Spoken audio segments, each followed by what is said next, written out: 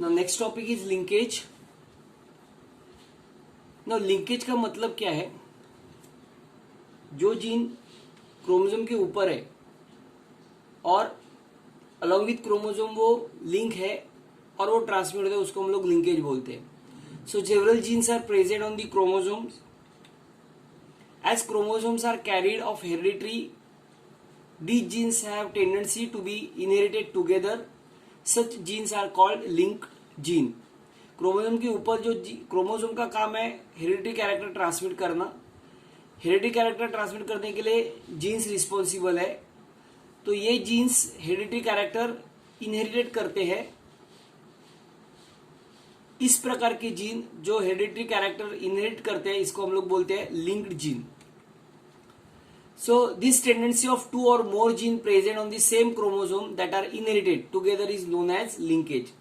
So ये tendency है जिसमें टू और मोर जीन प्रेजेंट सेम क्रोमोसोम में होता है और इनहेरिटेड टुगेदर, वो दोनों एक साथ इनहेरिटेड होता है, उसको हम लोग को बोलते हैं लिंकेज। ये लिंकेज दो प्रकार के हैं, एक है कंप्लीट लिंकेज और दूसरा है incomplete linkage.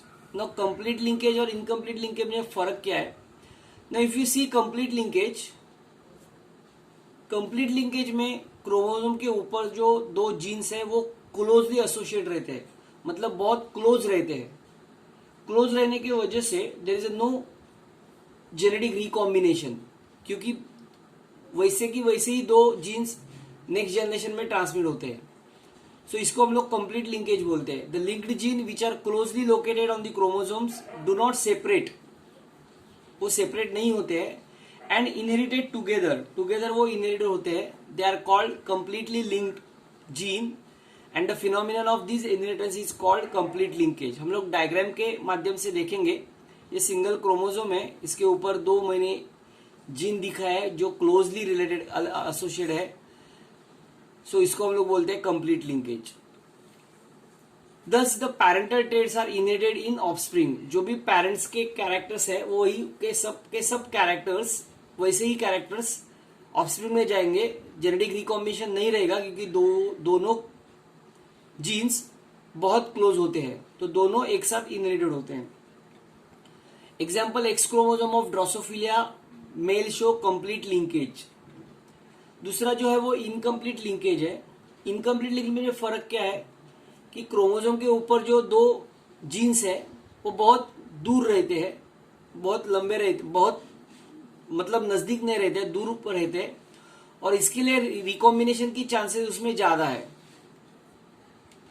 So the linked gene which are distinctly located on the same chromosome and have chances of separation by crossing over के टाइम वो सेपरेट होने की चांसेस ज्यादा है, are known as incompletely linked gene.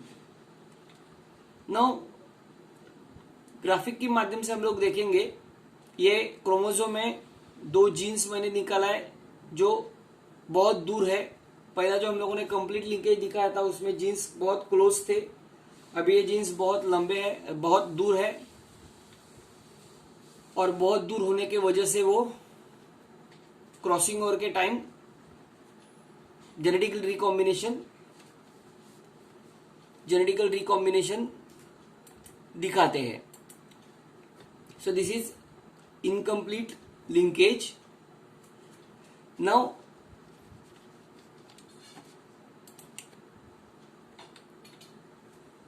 Incomplete linkage की हम लोगों ने अभी डेफिनेशन देखी।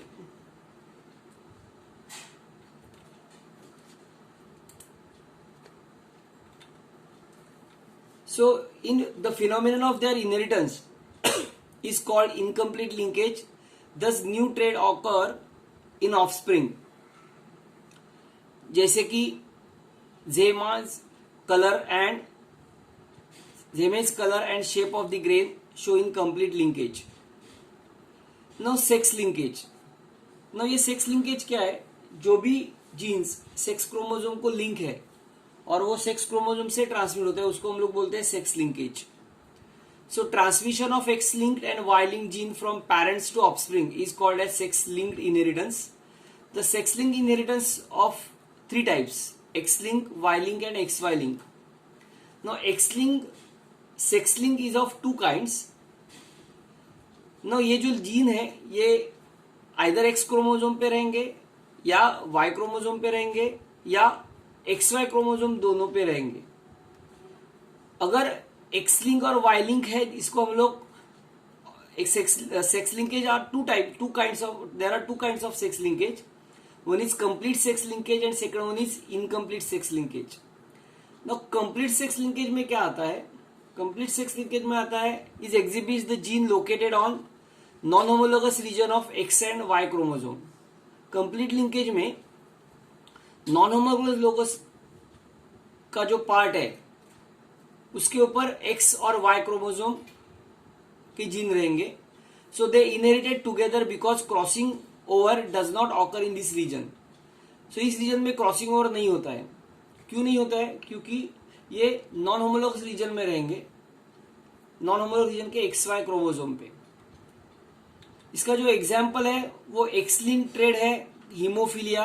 Haemophilia is a disease when there is a no coagulation of blood और क्लॉटिंग ऑफ ब्लड और clotting little bit delay. Then red green colour blindness, इसमें red और ग्रीन कलर आइडेंटिफाई नहीं कर सकते हैं। एंड मायोपिया, ये ईयर का आईज का एक डिसीज है जिसमें नियर साइड आइडेंटिफाई नहीं होती है। एंड वाई लिंक डिसीज है, इसको हम लोग बोलते हैं हाइपरट्राइकोसिस। हाइपरट्राइकोसिस मतलब एक्सटर्नल पिन ऑफ को हेयर आता है, इसको हम लोग हाइपरट्राइकोसिस बोलते हैं। हाइपर मीन्स ज्यादा, trichosis means hairs. So hypertrichosis and ichthyosis is a skin disease है। सो इनकम्प्लीट सेक्स लिंकेज में क्या आता है? It is exhibit by gene located on homologous region of X and Y chromosome. X and Y chromosome के homologous region में रहेंगे। They do not inherited together because crossing over occur in this region. ये they do not inherited together inherited नहीं होते because crossing over occur in this region. Example of X Y link traits are total colour blindness, मतलब इसमें red green colour blindness में क्या होता है कि पर्सन को रेड और ग्रीन कलर आइडेंटिफाई नहीं होता है, बोथ दी कलर ही appeared as a grey. But ये टोटल कलर ब्लाइंडनेस में कलर ही डिस्टिंग्विश नहीं कर सकते, सब कलर ब्लैक और व्हाइट दिखते हैं। देन नेफ्राइटिस एक नेफ्रॉन का डिसीज है। रेटिनाइटिस रेटिना का है। और पिगमेंटोसिस ये भी आईज का एक डिसीज है। So that is called incomplete sex linkage. No crossing over. Crossing over is a process that produces new combination. अगर क्रॉसिंग ओवर होता है, मतलब क्रॉसिंग ओवर कैसे होता है, तो एक क्रोमोसोम के क्रोमोसोम दो सिस्टर क्रोमेटिड से बना हुआ रहता है, दूसरे क्रोमोसोम दो सिस्टर क्रोमेटिड से बना हुआ रहता है। ना एक क्रोमोसोम की सिस्टर क्रोमेटिड और दूसरे क्रोमोसोम की सिस्टर क्रोमेटिड को हम लोग नॉन सिस्टर क्रोमेटिड बोलते हैं। ये नॉन सिस्टर क्रोमेटिड क्रॉस होती है जिसको हम लोग क्रॉसिंग ओवर बोलते हैं। तो क्रॉसिंग ओवर होने की वजह से जेनेटिक रिकॉम्बिनेशन होता है, मतलब एक्सचेंज ऑफ जेनेटिक मटेरियल होता है, तो न्यू जेनेटिक रिकॉम्बिनेशन फॉर्म होगा। So crossing over is a process that produces new combination, that is recombination of genes by interchanging and exchanging of corresponding segments between non-sister chromatids of homologous chromosome. It occurs during पैचिटिन of prophase 1. आपको मालूम रहेगा meiosis में meiosis 1 meiosis 2 है। सो meiosis 1 में meiosis में prophase, metaphase, anaphase, telophase. इसमें prophase 1, anaphase 1, metaphase 1, telophase 1। Same case with the prophase 2 and going on. So ये prophase 1 में मियोसिस की प्रोसेस होती है, तभी क्रॉसिंग ओवर होता है। ये पहला मॉर्गन ने फाइंड आउट किया। So the mechanism of crossing over consist of 4 subsequential steps such as synapse. Second one is tetrad formation. Third one is crossing over, and fourth one is terminalization.